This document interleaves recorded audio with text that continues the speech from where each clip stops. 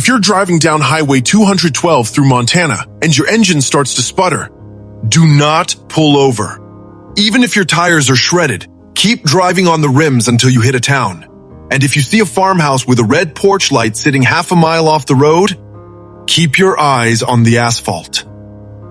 My name is James Murphy. I'm writing this on a phone with 1% battery, sitting in a basement that smells like iron and old frost. I'm already on the menu. But if you're listening to this, you still have a chance to stay off the table. Everything was supposed to be fine. I was headed to my sister's wedding in Seattle, driving my old 2012 Honda. Highway 212 is one of those roads that makes you feel like the rest of the world stopped existing. Just flat plains, jagged mountains in the distance, and hours of nothing but the sound of tires on pavement. Then, my transmission just gave up.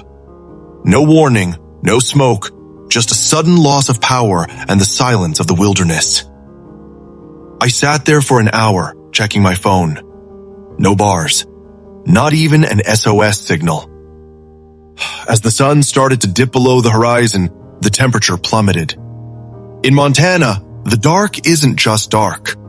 It's heavy. That's when I saw it. A flickering yellow light way off the main road. A farmhouse. I grabbed my jacket and started walking. Every step on that gravel driveway felt like a mile.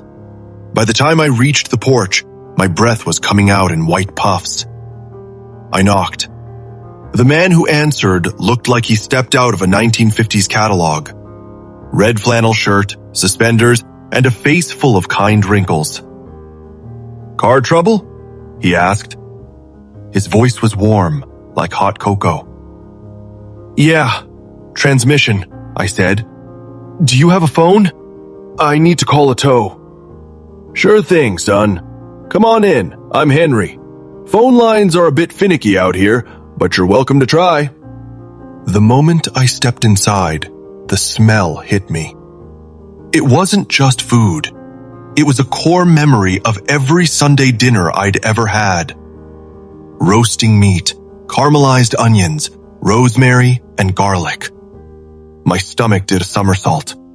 I hadn't eaten since a soggy sandwich at a gas station 6 hours ago. "Lines are down," Henry said, clicking the receiver of an old rotary phone. "Happens with the wind. They usually fix them by morning. Why don't you sit? I've got a pot roast in the oven that's far too much for one old man." I hesitated.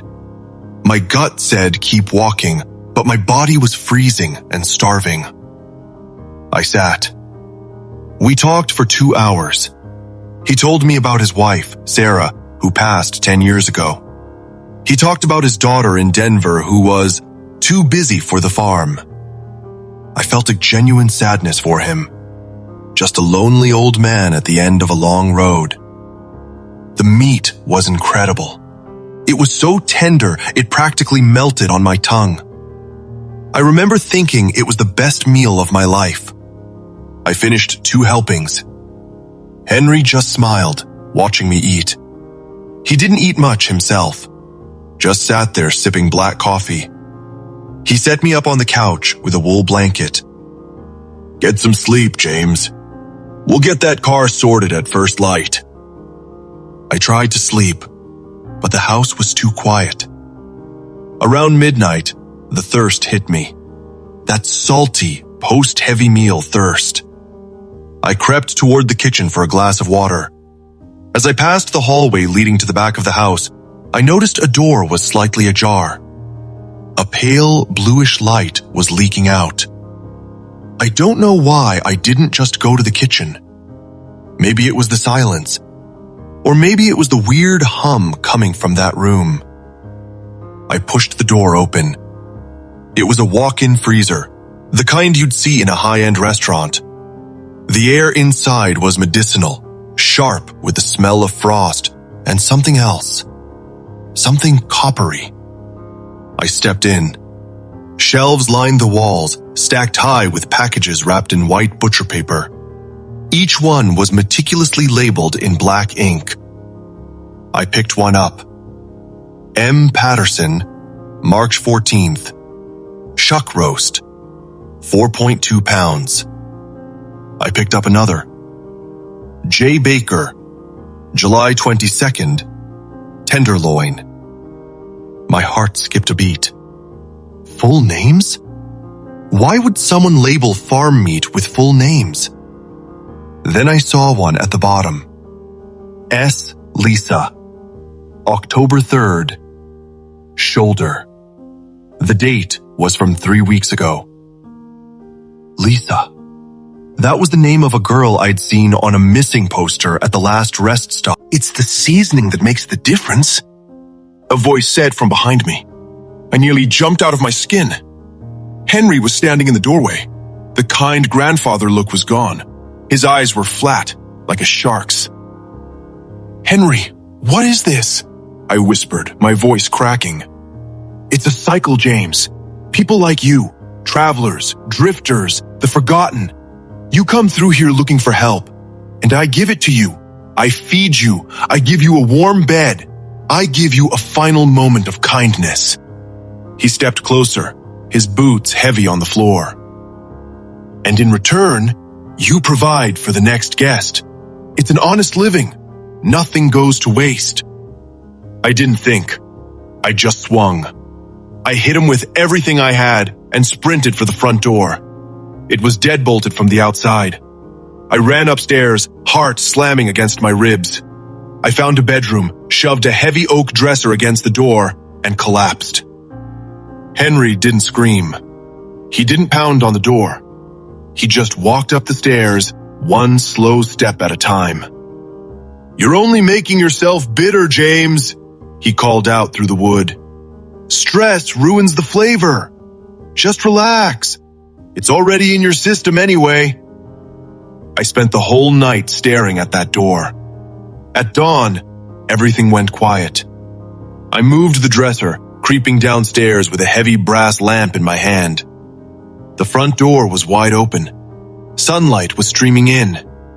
Henry was sitting on his porch, rocking back and forth, reading a newspaper.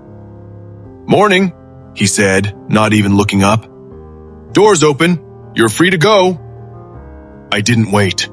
I ran. I ran until my lungs burned and my legs felt like lead. I hit Highway 212 and started walking back toward where I'd left my car. But the car wasn't there. There were no tire marks, no broken glass, just empty road.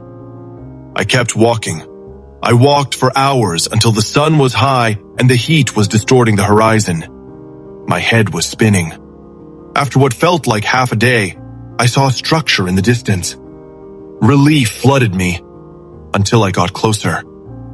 It was the farmhouse, the red porch, the rocking chair.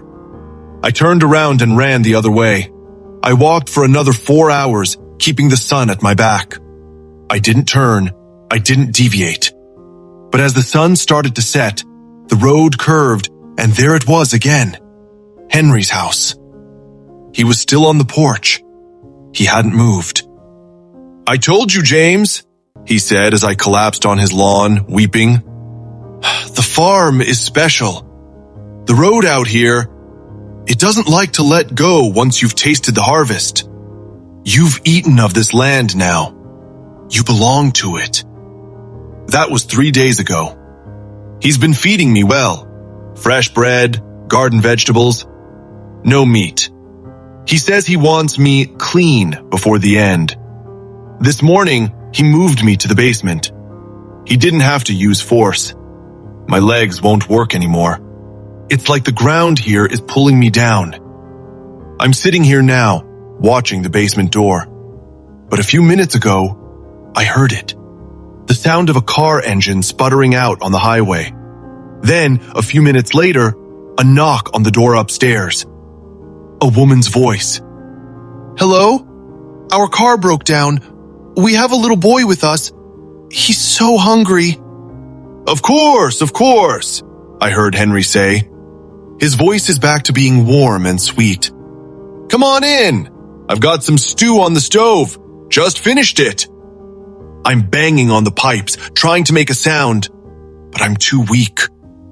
I can hear the chairs scraping above me. I can hear the little boy. Henry is right. The cycle doesn't stop. My phone is vibrating.